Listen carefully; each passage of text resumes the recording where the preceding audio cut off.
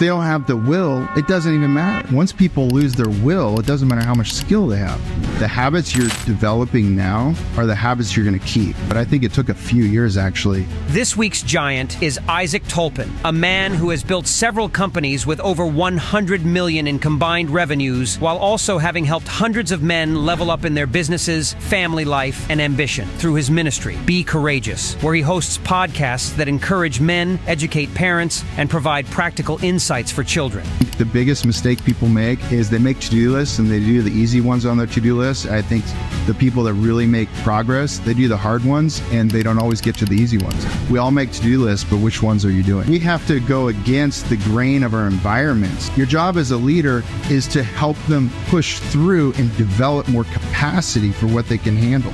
And that's how you scale up a company. Find a different way, even if that different way doesn't exist around you. No matter how successful you are, you have to, at the end of the day, look at yourself and go, I'm the lid. You don't develop a bitter root. In the good book, a bitter root defiles many, it says.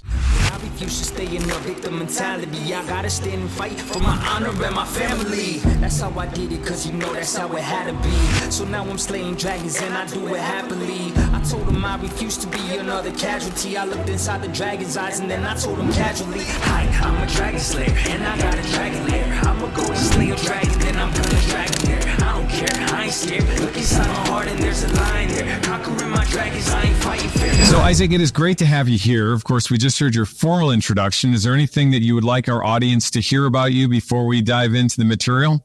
Oh, so great to be here, Dave. No, I think you said it well and looking forward to what we talk about. Okay, well, what I love about our conversation is that we have some common history, which is great. I don't really talk too much about those early days because they're so far in the past, but I think they're good for kind of the formation that we went through when we both then went our separate paths for many years, and what you've done and what I've done and how some of these philosophies are really not that different. But we both were in the Cutco business.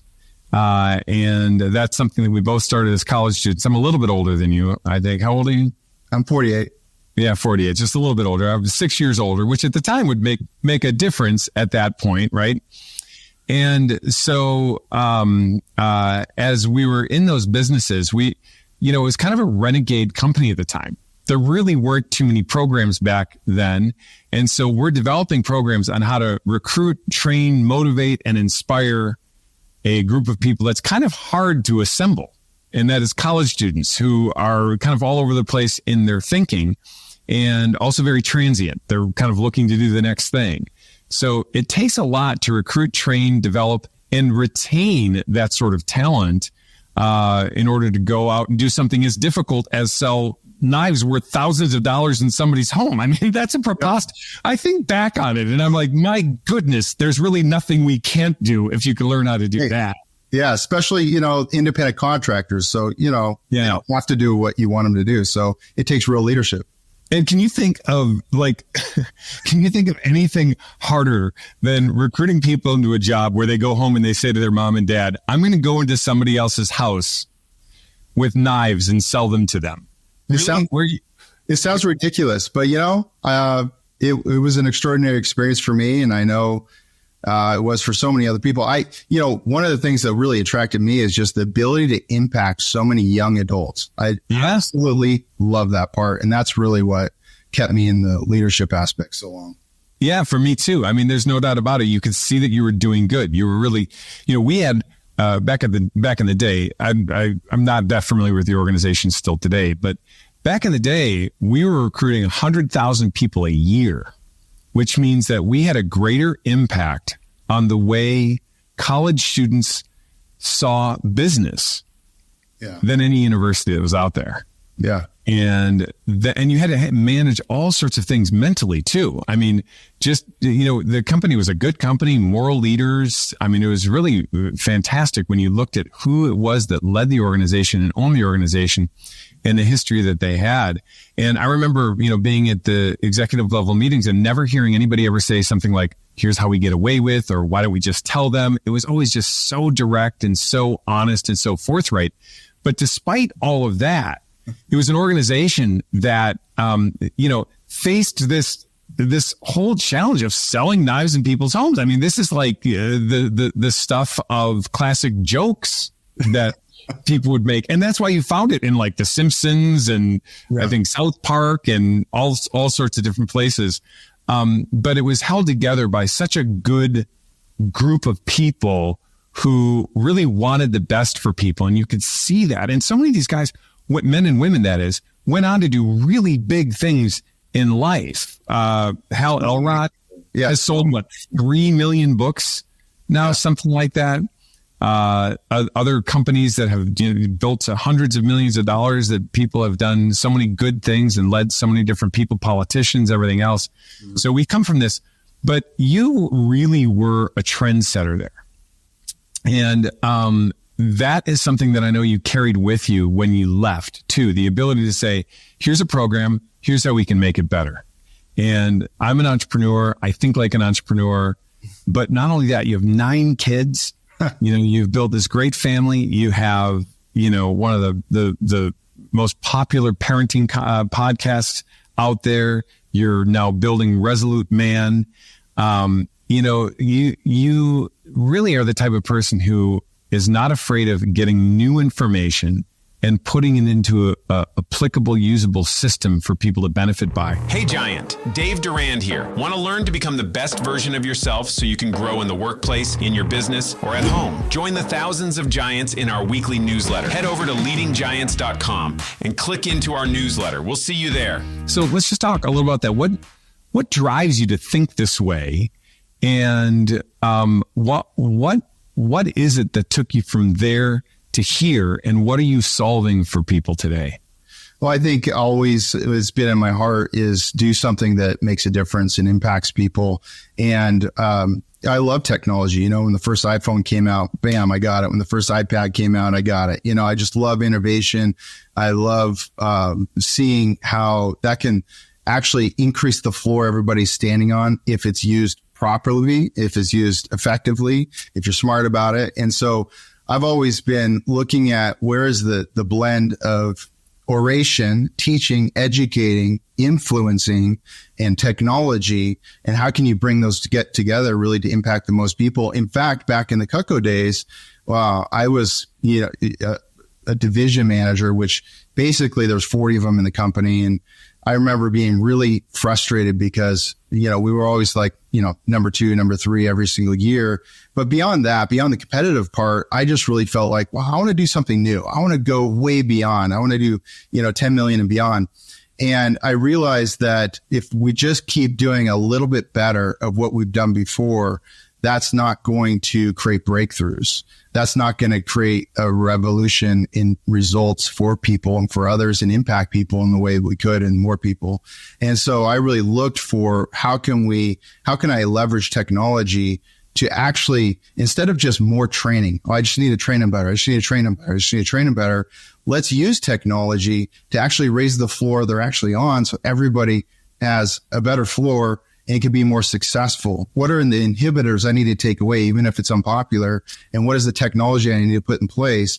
And how can I lead that in a better way? And how can I grow? I was the lid to the growth ultimately, right? So all leaders listening is no matter how successful you are, you have to, at the end of the day, look at yourself and go, I'm the lid. And you might be a high lid. You might be up at a high level, but I'm the lid. And how can I get that lid off of myself so I can grow and lead in a better way and then raise that floor? So I think I've always been that. Today, it's much more different. The less people are involved in the operations, but more people are actually being impacted. So it's just different. Yeah, that's fantastic. I in one of my organizations, I gave this talk, rich region manager, poor region manager. And, talk about being the lid. And I would say, here's how the story goes. Okay, so you all have a set of performers that are out there, and they're supposed to be performing at a certain level. So let's call that, just for simple terms, the people on your team need to do 10 appointments a week in order to be effective. Your organization is only doing 6. And so I'm going to both of you saying that 6 needs to come up to 10. And one of you leaves and says, well, that's not realistic. If it's 6, that's what the people can do. I can't expect more. And the other one leaves and goes, yeah, 6. Why is that? It should be 10. And the person who leads the 6 and has the lower standard is just always listening to the complainers and always listening to the person who says that's too unrealistic, and not paying attention to the fact that they have some people on their team that are doing 13 and 14 and 15, and that the difference is engagement, some talent, but mostly engagement. So when they come back a month later, the people who say, well, 6 is really hard, they're doing 4.8. And the one that says 6 is ridiculous, we have this better, they're doing 7.2. And then you reiterate and have that same conversation until the one team is all the way up to 10 and the other one is all the way down to 3. And eventually they're not even in their position anymore. Well, as soon as you believe human behavior is finite and it locks in your statistics, you're done for. You are. Because it eliminates all. See, companies need the feeling of progress. People need the feeling of progress. And if that's stifled because you just embrace this is just the way it is, then there's no energy. And energy is so important. Once people lose their will, it doesn't matter how much skill they have. Skill, you can train skill. But if they don't have the will, it doesn't even matter. And that's what I see. That's what I saw people doing. Let's just keep training skill. Let's keep trying to retain them through making them better at their job. But meanwhile, the stats are all staying the same so that you're losing the will, because without progress, people die. Well, and you said something that I think is great, is like, listen, business is more about getting more done in a shorter period of time with what seems to be less effort. That's, I would always walk in whenever I had a speech for any company, Fortune 10 down to whatever. And I would say, hey, you know what? I just want you to know something. You totally have my empathy here. I know the top brass is asking you to get more done with, less resources in a shorter period of time. They're like, oh, brother, you understand me. And I'm like, they didn't say that to me. That's just what business is. And if you're not embracing that, you can't be here. That's what you've got to do, Yeah. So that's where that leveraging of technology comes in. And it's so important.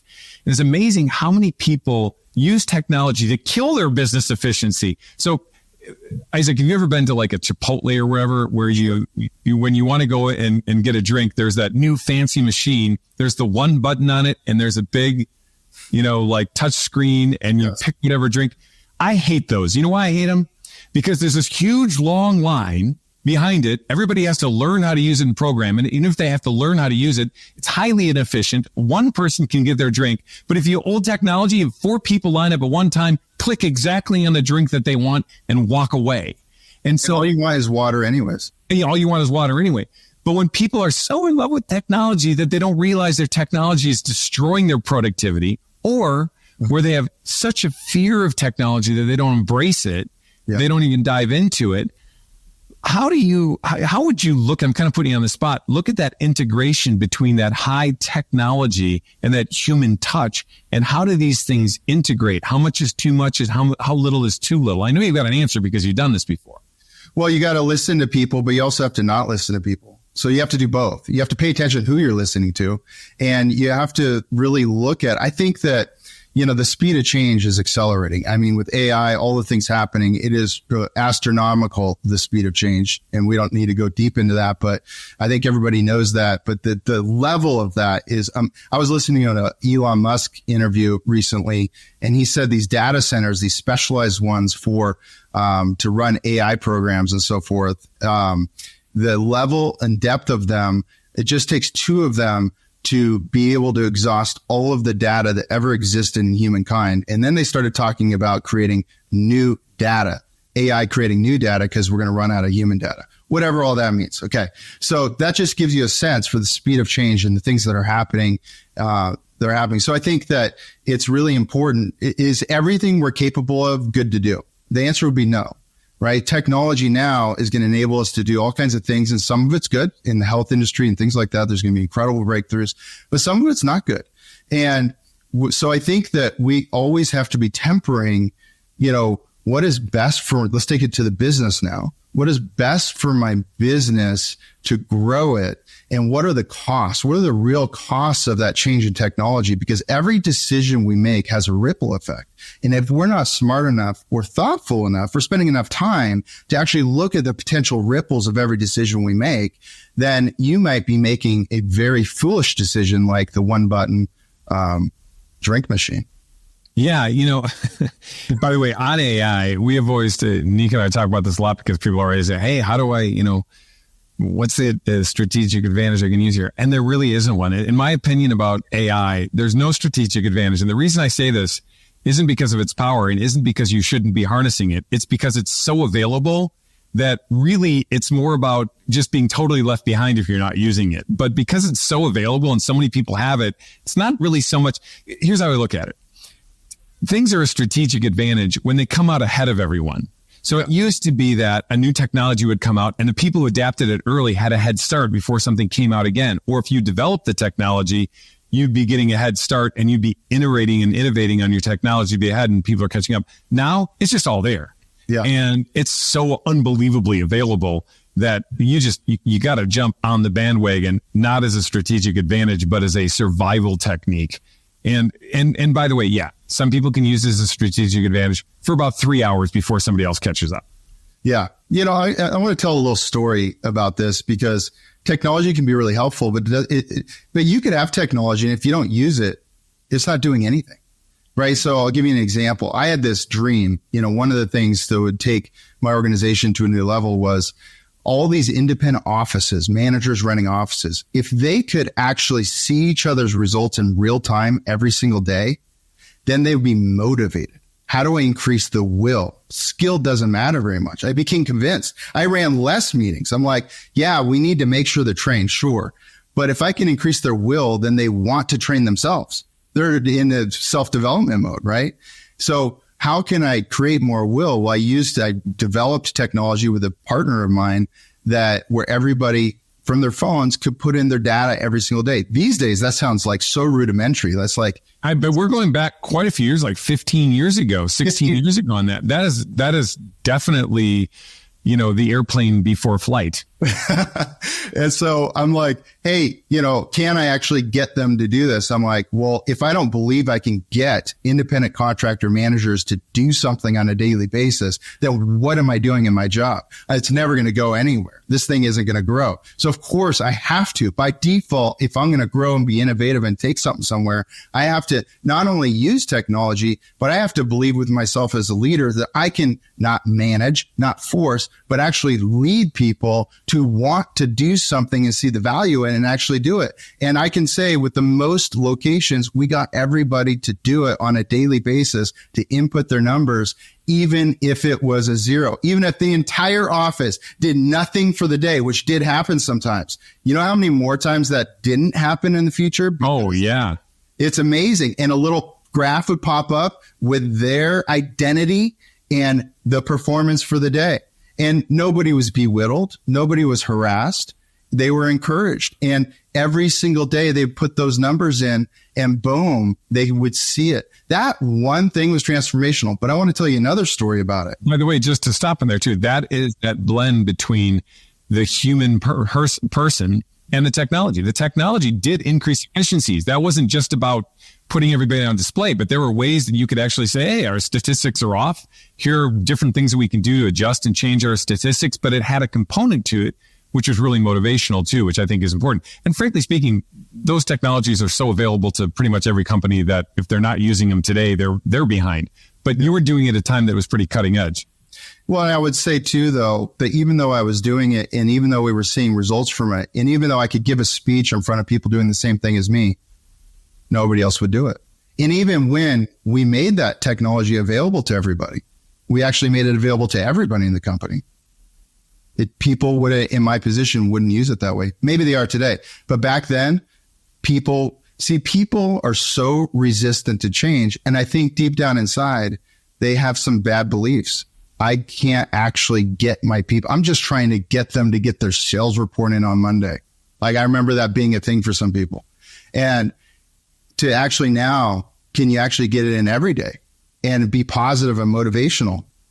See, we have to go against the grain of our environments. Sometimes our environments are conditioning us to believe poor beliefs about what we can accomplish. And we don't even try we don't even use the new technology available to us. Yeah. There are, I've said before that I've never lost a pro boxing match. I've never been in one, but I've never lost one. And, that basic idea is, if you think about it, most people have never failed to become a billionaire because most people have never tried it.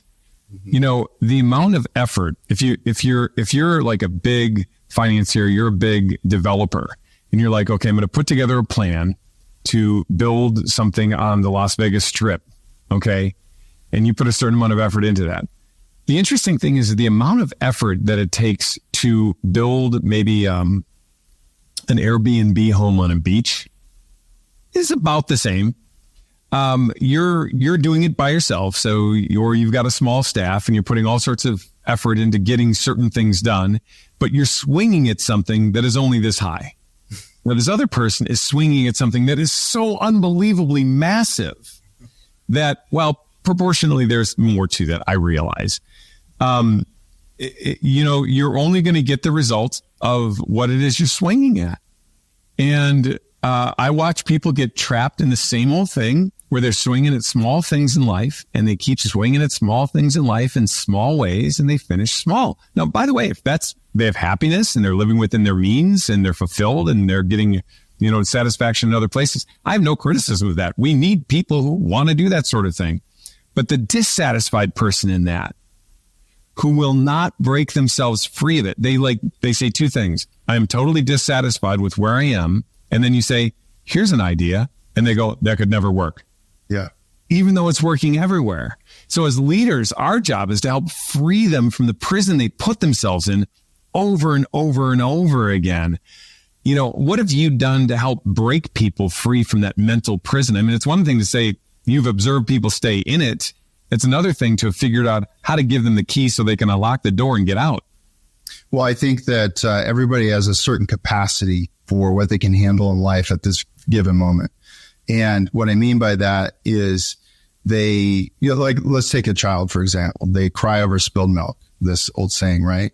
And why do they cry over spilled milk? And you as a parent look at that, and it might even frustrate you. Why are you crying over spilled milk? Well, for them, that's where their capacity is at, because their life experience is so small that what they've tried to accomplish and failed at, and the level of mistakes that they've made is so minute that when they spill the milk, it's a really big deal to them. And so on the one hand, we have compassion that, okay, they are in a different place than I am. My capacity for what I can handle, what I've gone through, is much higher than some of these other people, right, that I'm leading right now. And so compassion, but you don't want to leave them there. So what's your job as a leader then? Your job as a leader is to help them push through and develop more capacity for what they can handle. Because if we're going to make progress, if we're going to succeed, if we're going to win in a new way, if they're going to win in a new way, they have to push through. And so that means there's this moment, I think, where people recede. They recede. There's okay, they get to this point and then they recede. It's like their speedometer on their car only goes to 30 miles an hour, right? And it's going like this. And they have to push through, because at 30 miles an hour, you have to break through your limiting beliefs. You have to break through your experiences. You have to break through the peer pressure and what other people are saying to you sometimes, and persevere. And then when you break through, what happens? Okay, there's adversity. But what does adversity create? It creates a new capacity once you've achieved something new because of that adversity. See, there's no progress without adversity. You have to go through adversity. And when we're in roles where we have to be self-motivated, then we have to make ourselves go through something where we know we're likely to handle adversity, rejection, whatever it is. And we push through that. Now we're experiencing some new success. Now what happened? Now we have a higher capacity. So I used to draw this picture where it's your current fruitfulness, right? You have to break through. You have to push through your limiting beliefs and try something new. Now you're growing.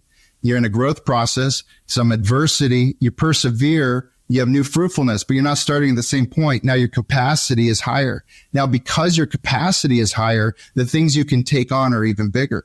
And you're more likely to take on bigger because you're creating a history with yourself of overcoming, and the fruit of overcoming, the fruit of trying new things, the fruit of facing rejection or wherever it is. So I used to have conversations with people. I have conversations with my children today about this, is that, hey, I understand where you're at right now. So that's the compassion, understanding. They're not expecting them to be where I'm at. Okay. But hey, I know you want to go this way. So what they want, and then talking to them ahead of time about the adversity that they're likely to take. Because people, when you pre-frame adversity, they're more likely to respond correctly when they face it. So then you pre-frame that, you talk about it, you make sure that they really understand, have articulated why they want something. And then I think it's beautiful to talk about, you're developing your capacity for more in life. This isn't about the thing. I know you want the thing, but it's not even about that. It's about your maturation process to experience greater fruitfulness and whatever you're meant to be doing way down the road. And you know what? You don't even need to know what that is. But we do need to do the best we can today so that you're preparing for whatever that ends up being, which is going to be much better than today because you face that adversity. Oh yeah. See, I mean, right now, of course, so you're all of your leadership pro and experience comes out when you say this, because what a lot of people who don't know how to lead do is they answer questions this way. Well, what I do is, and what I do, and wait, stop. There's one of you. And there's an unlimited number of people that you're going to lead. And even if you believed that, leading was sectioned off into the 16 different personality types that you will find in Myers-Briggs or the, 4 temperaments times 4, whatever. First of all, you have to add the feminine and the masculine to that, because an ENTJ in masculine is going to be different than an ENTJ in a woman. They're going to be different. Yeah. Then you have to take, what is an 18-year-old ENTJ versus a 40-year-old ENTJ? Very different. Then you take a high virtue ENTJ versus a high vice ENTJ. Radically different. Now you take interests, which are also different. An ENTJ that has these types of interests, which means they've read this sort of thing or the experience of, so radically different thing. There's an unlimited number of types of people that we're going to lead. And so what you did is you immediately said, we go into that person's experience. And when we go into that person's experience, we help create something for them, this kind of wheel that you put together. And now every time you go through that cycle, you're at a higher level when you start again. There's going backwards and coming forth. But it all has to do with kind of meeting that person, particularly where they are. And there's a second side of that you said that I really like. And it has to do with the fact that they are worthy of a higher standard and that they can have it, and you can show that standard to them too. So Isaac, what would you say, you've been around the block, you've done a lot of things. I want to ask you a question. If you were to go back to the 21-year-old you and say, if I'd have known then what I know now, I would have gotten this much more done, or I've been more effective, or I wouldn't have been surprised by this, what would that be? I think, I got married pretty young in my entrepreneurial pursuits. And I think that I was working every single day of the week. And, I'm a Christian, so I became a believer when I was 23. It was like a radical experience. And so I experienced what I was doing before that and then after that. And that was pretty interesting. And then I think that sometimes you feel certain things are required and certain things have to be a certain way, and they actually don't. So I believed, because I hadn't developed staff yet and I didn't have this full picture of a business, that I needed to work every single day of the week, for example, in that structure. And while I was newly married, she got pregnant 4 months later. We thought we were going to wait 2 years. And, all of a sudden, young, just out of college, running an office and a business and trying to figure this out and working every single day of the week. I think that instead of that level of hustle when you're married and those kinds of things, is to find a different way, even if that different way doesn't exist around you. See, what exists around us is the conditioned thinking of a situation, but there's always another way that things can be done. So you don't have to work every single day of the week, for example. So I think that's one thing. I think overall, I learned that lesson quick and I became a really good husband and a really good father. But, I think that, another thing too, I would say, just for those entrepreneurs out there that have families, is the habits you're developing now are the habits you're going to keep. So if you believe, I'm going a little different direction here, but if you believe that, I'm just going to work really hard now, and then when the kids are old enough, I'm not going to work as hard. Well, what those men end up doing is they just keep that pace onward, because it was never actually about providing for the kids. Or maybe it was in the beginning, but then it becomes about an ambition of progress for more that's insatiable. And they have a cost to that. And so I'm really happy that I learned that in my first year of marriage and started overcoming that. But I think it took a few years actually, to really find a different way to do things. Yeah, I've seen two things. Most guys go that path, but that same guy oftentimes, now if he does try to make good on the idea, like his kids are out, they've all grown up, they're at the house, and now he's going to give some time back to his wife that he promised, is no good at it. Like literally, if he retires finally, he's no good at life outside of that, because he hasn't built the muscle of balance and everything that's required to be in that. And so you have these two extremes, although the one you pointed out is generally the one that you stay on path with.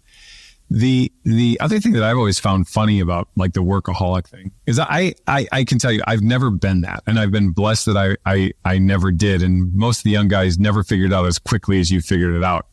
But one of the reasons that I did is I thought, well, gosh, everyone has 24 hours in a day. This is not a resource that makes anyone unique, special, or accomplished. Mm-hmm. For somebody to go, I worked this many hours, was like, everyone could.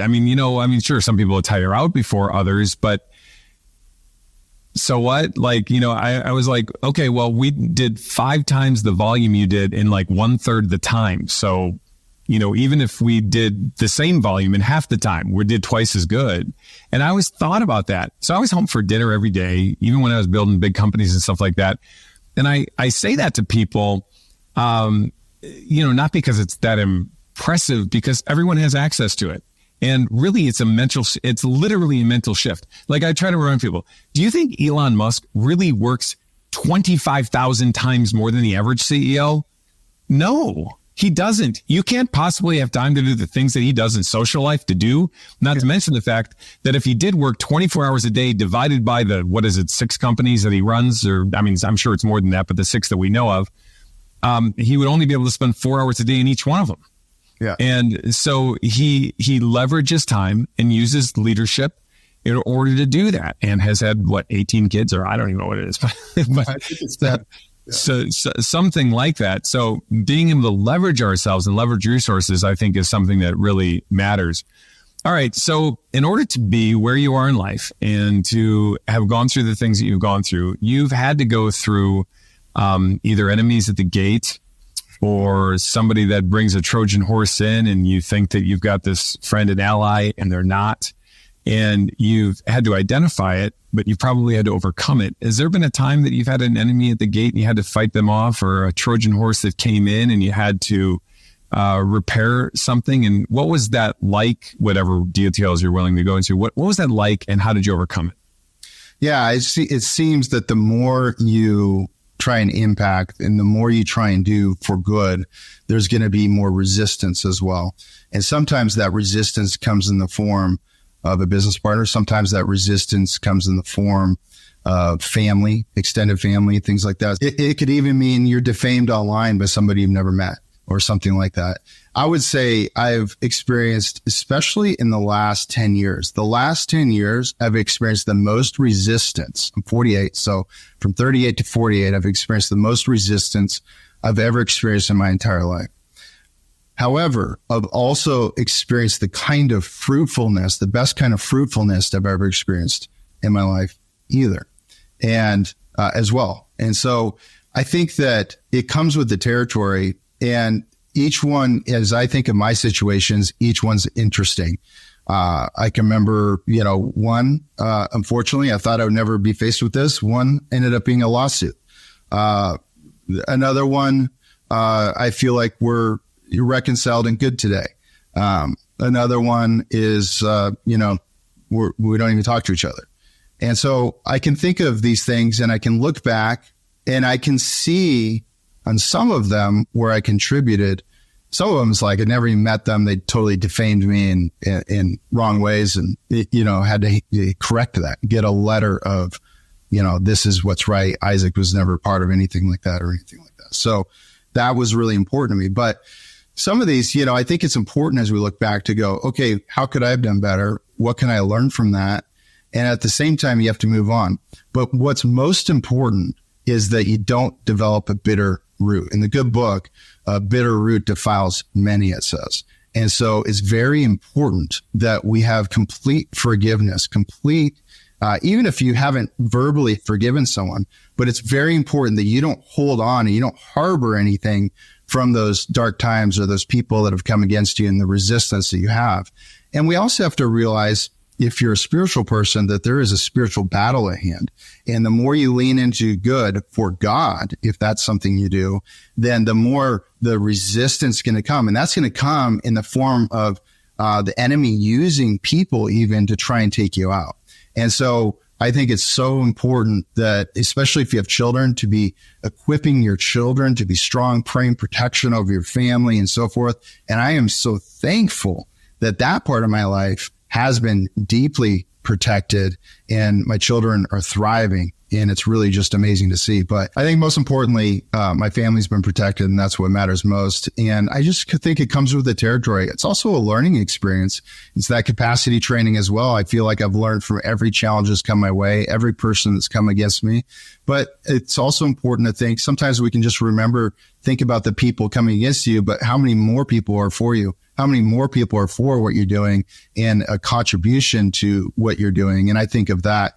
And again, just don't let any bitterness creep up in your life, because the bitter root defiles many, as the good book says. So it's really important to not dwell on those things, but learn from them. Oh yeah, that classic thing that unforgiveness is like drinking poison, expecting the other person to get sick, is a very real thing. I mean, I think if I think people forget this, that if you're in leadership and you're trying to hang on to old stuff, it's really very difficult to move on, because there's going to be tons of it. And, you are either utterly self-deceived to believe that if you are a good person, you're not going to create some strife or enemies along the way, because there's always something fighting against goodness. So to not notice that makes you a little bit naive, or to notice all of it and harbor it, as opposed to just notice it and let it pass through, just keep moving along and get your job done, I think is really an essential thing. The ones that hurt the most are the ones that are the closest. Yeah. I also found that actually mercy, we're doing this whole series on the 48 Laws of Power. Are you familiar with that book? I am familiar. I don't think I've read it. Okay. You probably wouldn't be a huge fan. So as I was not either. The book, back in the day, actually, this goes back to the Cutco story. I had some young guys say, I'm reading this great book. It's the 48 Laws of Power. And I was like, what's that? Okay. First of all, not one of them is actual law, but so I'm reading it and I'm like, oh my gosh, how are you applying this? And they started explaining how they were applying it. I said, you cannot do that here. And it was creating problems. It was like, oh my gosh, this book is so filled with abusive ridiculousness and just bad philosophy, that I really took a pretty hard stance against the author, Robert Greene. This thing has sold millions and millions, and it's made a comeback. And it's kind of made a comeback in the red pill movement, actually, because he also wrote a book called The Art of Seduction, and it's just basically about using women in every way you can. So I was really critical. Then I watched him do an interview, and he started talking about how, frankly, if you did all the things in the 48 Laws of Power, you'd be a pretty bad dude. And he kind of admits it. And his story is, I wrote it not necessarily to tell you to do these things as much as I wrote it to tell you that people could do them to you as well too. So there was a little irony and parody in it. I am not interested really in deciphering whether or not he's just altered it through maturity and age, or if that really was his intention or not. What I can tell you is that doesn't matter. What does matter is people are reading it, thinking this is the way you're supposed to behave. So we're doing an episode on every one of the 48 laws of power, and there's some really good wisdom in a lot of them, and there's some really bad stuff in others. And there's a lot of in between where, yeah, that makes sense here, but it doesn't apply there. And my guess is it has a lot to do with manipulation. No, there's a lot on manipulation. Second law, be wary of friends. They will betray you more quickly, for they are easily aroused to envy. They also become spoiled and tyrannical. But hire a former enemy, and he will become more loyal than a friend because he has more to prove. In fact, you have more to fear from friends than enemies. If you have no enemies, find a way to make them. Well, I don't need to decipher this with you. You know the problems. But one of the things that actually is true in there is that I have had people betray me at very high levels in business. And I've always looked at why they did it. Some people betray others because they're manipulative and they are aggressive and they don't have good intentions. Okay. Other people do it because they're weak. Yeah. And whenever it's been a weak person where they're like, oh, I think I have this better opportunity over here, or, I could betray Dave in this particular, one way is I had one guy who left the business and he tried pilfering people away from the company. Yeah. And he was a very convincing type of manipulator. And he convinced some of them to go along with him, which was kind of shocking. But these people had not worked directly with him, so they didn't really know his history. And I just said to each one of them, I said, listen, you are going to regret every day that you do this. And it's going to go bad for you because a person like this doesn't change and the patterns that they have in life are going to be the same. So let me just explain. He will lose his family. He will lose all of his money. The company will go out of business. There will be lawsuits, and the people that he's actually leading the organization are going to, not one of them is going to actually manifest what he is promising. And you're all going to be looking for other jobs. Yeah. And when that happens, I am not going to rub it in your face. But if you want to come and talk to me, I'll listen. And I hired 5 of them back out of 6. Awesome. And they have been with me now since that happened, probably 4 years at least. And they are among the most loyal and highly productive people that I've ever worked with. Now, I never consider them my enemy, so that's the difference there. But I would say that the mercy that I provided them shocked my colleagues. They were like, you're going to let them what? And I said, there's a huge difference. There's one person, there's actually 2 that I would never let back, the ringleader, and then another one, because they had a malicious intent. The other ones were just easily manipulated and deceived and didn't know better. And their hearts became wiser and their experience became wiser. So there's a time to do that. And there's a time not, kind of like you said, one was a lawsuit, one you're reconciled to, and then one you just don't speak at all. And that's just kind of the way that it is. Yeah. Okay. A couple other things. How do you do all of this? You have 9 kids. You're creating new things in your mind. You're managing all the things that happen in family. What is the key for you to keep it all together and to manage all your responsibilities at one time? I think most importantly is that I'm not operating 100% in my own strength. I believe in an all-powerful God that is... You believe that you can do all things through Christ who strengthens you? Is that actually... Amen. Amen. Amen, brother. So I think that... a good scripture right here, Proverbs 2:16-3, commit your work to the Lord and your plans will be established. So I just think that spiritual element, having trust in God, enables us to not fear things in this world and enables us to have the fortitude and strength to try things and to trust moving in a direction. And I think that is incredible because it is an incredible advantage. So, you have to be efficient. You have to use your time well. I think the biggest mistake people make is they make to-do lists and they do the easy ones on their to-do list. I think the people that really make progress, they do the hard ones and they don't always get to the easy ones. And that's just the simple difference. If I were to simplify it, that's it. We all make to-do lists, but which ones are you doing? And then, at some point you need to delegate those ones someone else could do. And that's how you scale up a company, which is, I'm sure, leading the Giants is part of that, helping people do that. But I think it's so important that we don't look at someone else's situation and say, I could never do that. While not everybody can do everything, it's important not to limit ourselves by putting other people on a pedestal in any sort of fashion. While you might not want to have 9 children like I do, actually, I didn't either. I was gunning for 2. But I'm so glad I have them. What a incredible, I'm so glad my life worked out the way it did. Oh yeah. I mean, I always meet one who says, you have 6 kids. How can you do that? It's like, well, which one, have you met my kids? Which one do you want me to send back? Yeah, they're incredible, right? They're all incredible and unique and talented. So, but I think that, putting content out in these different things, I'm in my lane. You want to be in your lane too. God's gifted us in all different directions. So we got to try, if you're younger, you got to try things and see what lane is the best lane for you. I love, impacting people with oration. I love putting content together that can impact people without me having to actually be there all the time. Not because I don't want to be, because it impacts more people. I love the fact that you can use technology for good in the world and we can reach people. Our podcast has reached 194 countries and it's only in English. So I'm so thrilled by that. I get these reports back and I'm like, whoa, look at all these people in China listening to a Christian parenting podcast. Look at all these people, over here in Israel. Look at all these. I mean, it's like, how can it get better than that? So I think when you're in your lane, some of you listening, you're like, I don't care about that. I just care about this other thing.